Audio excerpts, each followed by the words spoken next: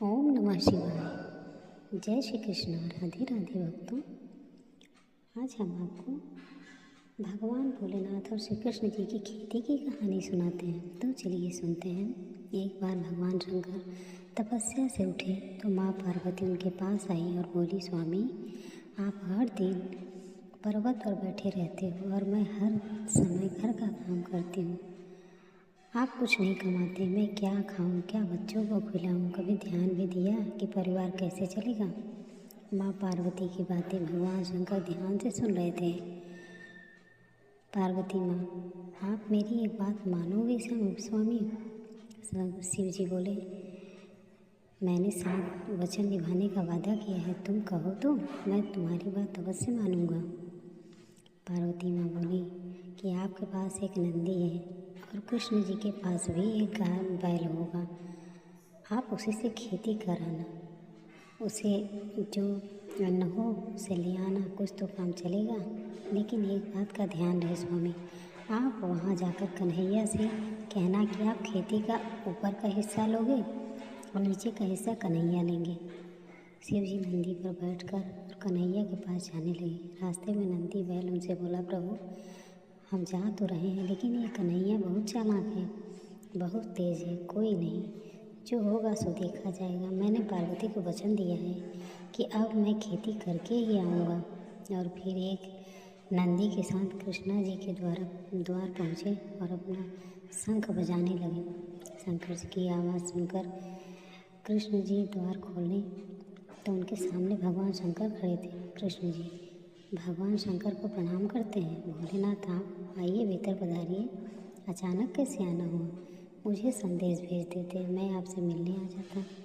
कन्हैया मेरा एक काम है जो केवल तुम ही कर सकते हो। हाँ हाँ बताइए, मैं आपकी किस प्रकार सहायता कर सकता हूँ? मुझे आपके खेतों में खेती करनी है। एक बैल मेरे पास है और एक बैल आप अपना दे दो और अपने खेत पर मुझे खेती करने के लिए दे दो। क्यों भैया, आपका क्या विचार है? भगवान शंकर हमारे खेतों पर खेती करना चाहते हैं। हाँ तो कोई बात नहीं, अच्छी बात है, हमें भी बनाई फसल मिल जाएगी। पर मेरी एक शर्त है, खेती में आप जो भी मुझे बोलोगे खाओगे मैं वो बोल लूँगा, पर खेती का ऊपरी हिस्सा मैं रखूँगा। और आप बताओ मैं क्या बोलूँ? ठीक है, मुझे मंजूर है। एक काम करो, आप ना आलू बोलो। ठीक है, फिर मैं फसल तैयार होने के बाद ही आपसे मिलेगा। इसके बाद शंकर जी बैलों को खेती करने चले गए। उन्होंने खूब मेहनत से खेती की और आलू का फसल उगाया। कुछ दिनों में आलू की फसल पककर तैयार हो गई। शर्त के मुताबिक शंकर जी और नंदी जी ने मिलकर आलू के ऊपर का फसल आलू के पेड़ कटे और गठरी में भरकर कैलाश ले गए। शंकर जी ने बहुत खुशी से पार्वती मैया को वो गठरी दी। तो पार्वती मैया ने जब गठरी को खोलकर देखा तो हैरान रह गई। उस गठरी में तो पत्ते ही पत्ते थे। प्रभु आप ये क्या उठा ले आए हो? खेती कहाँ है जो आपने की थी? मैंने तो वैसा ही किया जैसा तुमने मुझे कहा। मैंने ऊपर का खेती का हिस्सा लिया और कैलाश लौटाया। मुझे कुछ नहीं पता। प्रभु अब मैं इन पत्तों का क्या करूं? यह पेड़ किसी काम का नहीं है। अब आप दोबारा जाओ और दोबारा खेती कर लो। और हाँ, अब की बार आप नीचे का खेती मांगना। एक बार फिर भगवान शंकर नंदी के साथ वृंदावन जाने लगे। नंदी ने उन्हें फिर समझाया कि कान्हा बहुत चतुर है, आप सावधान रहना। शंकर जी ने फिर से वही कहा कि जो होगा देखा जाएगा। मुझे अपने शंकर भगवान फिर कृष्ण जी के पास पहुँचे और फिर बोले, मुझे एक बार फिर खेती करनी है। इस बार मेरी शर्त है कि मेरे खेती के नीचे का हिस्सा लूँगा और आप ऊपर का रखना। बताओ। कृष्ण जी बोले, मैं क्या बोलूँ? ठीक है, फिर जो आप बाजरा बो दो। कृष्ण जी ने के आने पर शंकर जी ने बाजरा बो दिया। आप खेती की, उसकी अच्छे से रखवाली की और कुछ ही समय में बहुत अच्छी बाजरे की फसल उगाई। शंकर जी बाजरे के नीचे का डांडिया तोड़कर कैलाश ले गए और बाजरा श्री कृष्ण जी और यशोदा मैया घर ले गए। कैलाश पहुंचकर जब शंकर जी ने माता पार्वती को बाजरे के नीचे की डंडियों से भारी गठरी दिखाई तो वो फिर से क्रोधित हो गई। अरे आप क्या कर आए? यह तो घास फूस है, इसका मैं क्या करूँगी? इसमें बाजरे के दाने कहाँ हैं? मुझे तो तुमने कहा था। मुझे कुछ नहीं पता, मैं क्या बताऊँ और क्या खिलौने। आप एक बार फिर से जाओ और इस बार कन्हैया से कहना कि ऊपर और नीचे दोनों की खेती आप रखोगे, ठीक है? पार्वती, जैसा तुम कहो, मैं फिर जाता हूँ। चलो नंदी जी कन्हैया के द्वार पर पहुँचे और उनसे फिर से खेती करने के लिए कहा। इस बार ऊपर और नीचे दोनों की खेती मैं रखूँगा, बताओ। श्री कृष्ण बोले, मुझे क्या बोलना, ठीक है, इसमें कोई आपत्ति नहीं, आप इस बार मक्का बो दो। इस बार ऊपर और नीचे की खेती ले लेना और जो बीच में है वो मैं रख लूँगा। शंकर जी फिर से खेती करने लगे। कुछ ही समय में मक्का की बहुत अच्छी फसल उगाई। श्री कृष्ण जी यशोदा मैया के साथ मिलकर बीज का हिस्सा यानी मक्का तोड़कर घर ले आए और ऊपर और नीचे का फसल भगवान शंकर कैलाश पर्वत ले आए। इस बार नंदी और भगवान शंकर बहुत खुश थे कि ऊपर और नीचे की दोनों खेती देखकर माता पार्वती बहुत खुश होंगी। पर जैसे ही उन्होंने माँ पार्वती को खेती की गठरी पकड़ाई, जिसे देखकर माँ पार्वती अपना सिर पकड़कर बैठ गई। अरे, ऊपर और नीचे की फसल तो ले आए, पर इसमें भुट्टा कहाँ है? अब शंकर जी बोले, अब मैं भोला भाला, जैसा तुमने मुझे कहा मैंने वैसा ही किया। तभी कृष्णा जी आते हैं। माँ पार्वती, भोलेनाथ बिल्कुल उचित कह रहे हैं। भोलेनाथ को तभी तो भक्ति भोले बाबा कहते हैं। भोलेनाथ तो भाव के भूखे हैं, प्रेम से जो भी इनको कुछ भी अर्पित करता है वो ग्रहण कर लेते हैं। अब धन्य है भोलेनाथ। माँ पार्वती, भोलेनाथ के द्वारा की हुई खेती मैं ले आया हूँ, इसे स्वीकार कीजिए। पार्वती देखती हैं कि भगवान भोलेनाथ ने तो बहुत ही बढ़िया खेती करके आलू, बाजरे और मक्का का करके आया है। वो खुशी से फूले नहीं समाती। कुछ भी कहिए स्वामी, पर आपने नंदी और कान्हा के बैलों के साथ मिलकर बहुत बढ़िया खेती की है। भोलापुर गांव में बृजपाल नामक एक ब्राह्मण रहता था, जो कि बहुत ही आलसी स्वभाव का था। घर में उसकी पत्नी सुनीता और बेटी गुड्डी उसके साथ रहते थे। बृजपाल सारा दिन खाट पर ही पड़ा रहता था। बृजपाल दिन भर में बस एक ही काम करता था और वो था भगवान शंकर की पूजा। वह हर रोज़ सुबह शाम भगवान शंकर की पूजा करता, उनके नाम की माला जपता, फिर सो जाता। अपने आलस्य के कारण सारा दिन सोए रहने की वजह से वह अक्सर बृजपाल और उसकी पत्नी में खटपट होती रहती।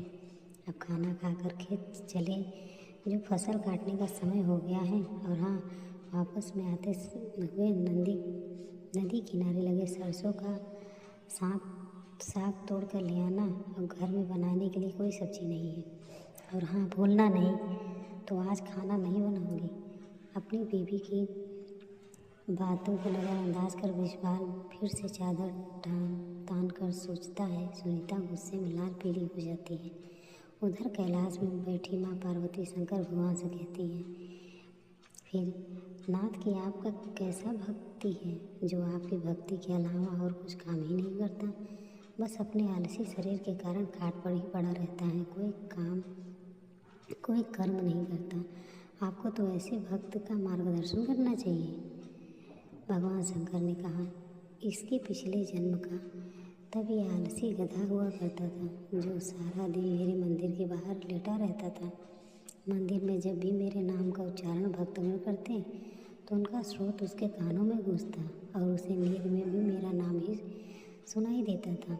फिर एक रोज़ श्रावण मास में यह चल बसा और फिर अगले 4 में इसने मेरे उच्च रूप में जन्म लिया, लेकिन इसके पिछले जन्म के आलसी स्वभाव ने इसका पीछा नहीं छोड़ा।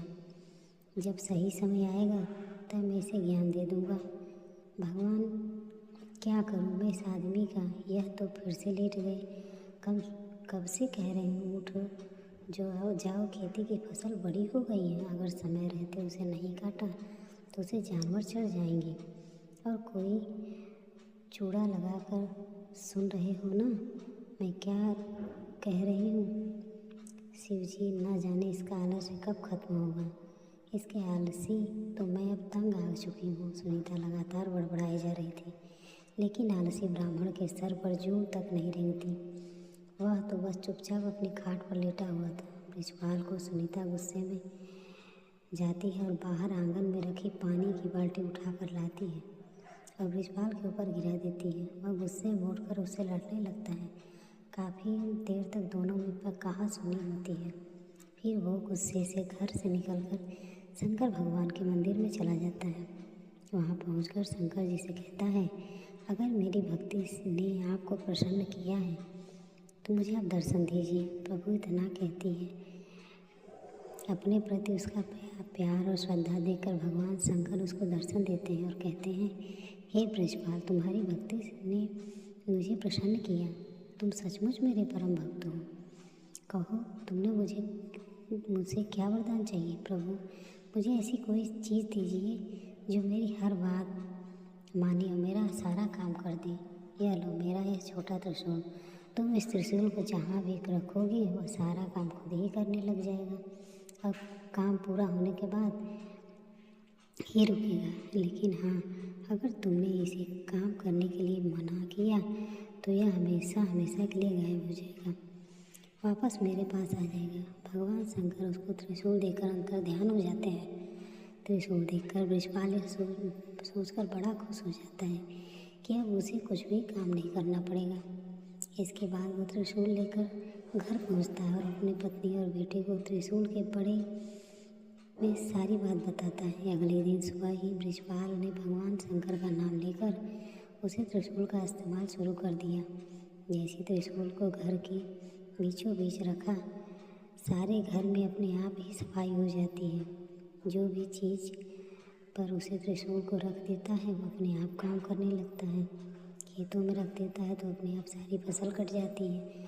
ऐसे ही कई दिन बीत जाते हैं। एक रोज़ जब सुनीता गोटी के साथ अपने मायके गई होती है तो बृजपाल त्रिशूल को गैस के पास रखकर कहता है, मेरे लिए जल्दी से स्वादिष्ट भोजन तैयार कर दो।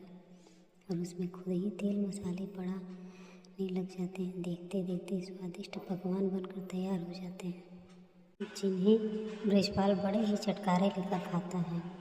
हाँ, वह मज़ा ही आ गया। क्या स्वाद है। रोज़ भाग्यवान के हाथों का भोजन करके तो मैं परेशान ही हो रहा था। सच में कमाल है ना। यह त्रिशूल खाना खाकर बृजपाल आराम से गहरी नींद में सो जाता है और फिर वह अगली सुबह जगता है तो उसके पास जाकर उसे त्रिशूल से कहता है, जल्दी से मेरे नहाने के लिए पानी निकाल कर इस बाल्टी में भर दो। कैन में से पानी निकालता है और निकालना हो और पौधे को पानी देना हो, साफ सफाई, कपड़े, बर्तन, सभी तरह के काम हो त्रिशूल बृजपाल के कहने पर ही कर देता। बृजपाल बगीचे में पड़ी पाइप के पास जाता है और अपने त्रिशूल से उसे छूते हुए कहता है, जल्दी से इस बगीचे में लगे पेड़ों को अच्छे से पानी दे दो। पाइप अपने पौधों में पानी देने लग जाती है। फिर आलसी ब्राह्मण को सोते हुए आराम से सोने चला जाता है। लेकिन सोने के कुछ देर बाद लाइट चली जाती है। फिर वो अपने त्रिशूल के हाथ में रखते हुए कहता है, जब लाइट नहीं आती तो तुम इस पंख से हवा करो। उसकी याद करते हुए पंखा उसे हवा करने लगता है। कुछ देर बाद जैसे ही लाइट आई तो पंखा बंद हो जाता है। यह देख बृजपाल को बड़ी तेज भूख लग रही होती है। उसे खाली थाली अपने सामने रखी और ज़मीन पर बैठ गया। फिर त्रिशूल को थाली पर लगाकर खाने लगा। अब इसमें से जल्दी जल्दी स्वादिष्ट पकवान निकाल कर आ जाएं। कुछ ही देर में कई तरह के पकवान थाली में आते गए। इतना अच्छा होता अगर मुझे अपने आप खाना पड़े और खुद ही मेरे मुंह में खाना चला जाए। ऐसा कहकर उसने त्रिशूल को अपनी प्लेट पर लगाया और खाने लगा। अच्छे भोजन भगवान जल्दी से मेरे मुंह में आ जाए। उसने ऐसा कहते ही थाली में से तरह तरह के पकवान निकल कर उसके मुंह में जाने लगे और बड़े चटकारे लेकर उनको खाने लगा। पर यह मजाक कुछ देर तक ही रहा। कुछ देर में उसका पेट भर गया और वो काम रुक नहीं रहा। लेकिन पकवान थे जो उसके मुंह में लगातार जाते ही जा रहे थे। उसका पेट और मन पूरी तरह भर चुका था। वो जैसे उन्हें रोकने के बाद सोचता, उसे भगवान शंकर की कहानी की बात याद आ गई। जिसमें उसने कहा कि अगर यह त्रिशूल को काम करते हुए रोकेगा तो ये वरदान वही समाप्त हो जाएगा और त्रिशूल फिर से शंकर भगवान के पास पहुंच जाएगा। तभी वहाँ सुनीता गुड्डी के साथ अपने मायके से लौट कर पहुँच जाती है। वो दोनों ये सब देखकर हैरान रह जाती है। सुनिए जी, देखिए तो आपका पेट कितना फूलता जा रहा है, जल्दी से इस त्रिशूल को रोकने के लिए कहिए। बृषभाल शंकर भगवान के लिए वरदान को खोना नहीं चाहता था, इसलिए फिर भी वो ठग कर नहीं देता। रुक जाओ, उसने इतना कहते ही रुक जाता है, लेकिन साथ ही त्रिशूल भी वहाँ से गायब हो जाता है। त्रिशूल को बड़ा ही दुखी हुआ, लेकिन अब वो कुछ भी नहीं कर सकता था। भगवान शंकर के लिए वरदान को वो खो चुका था। एक बृषपाल ने जितने भी कम त्रिशूल को दिए वो सब के सब रोकने के लिए उसके हाथ में ही बता दिया था, लेकिन खाना खाते हुए जब रुकना है तो ये कहना भूल गया। जिसका खाना बिना रुके उसके मुंह में आता ही जा रहा था। सारी बातें समझने के बाद बृषपाल खाने लगा। महादेव, मैं समझ गया, ये वरदान आपने मुझे सबक सिखाने के लिए दिया था। सचमुच मैं कितना मूर्ख था जो हर छोटे छोटे काम के लिए आलस दिखाता था। अब मुझे सीख मिल चुकी है, छोटे छोटे काम के लिए किसी दूसरे पर निर्भर रहने की कितनी बड़ी मुसीबत आ सकती है। उसी दिन के बाद से बृषपाल हमेशा हमेशा के लिए आलस त्याग दिया और रोज़ खेत में जाने लगा और अपने सभी काम खुद करने लगा और दिन में 2 बार भगवान शंकर की पूजा करता और उसकी पूरी तरह सफल हो गया। तो ऐसी थी भगवान शिव की कहानी। तो चलिए आज की कथा यहीं पर समाप्त करते हैं। राधे राधे।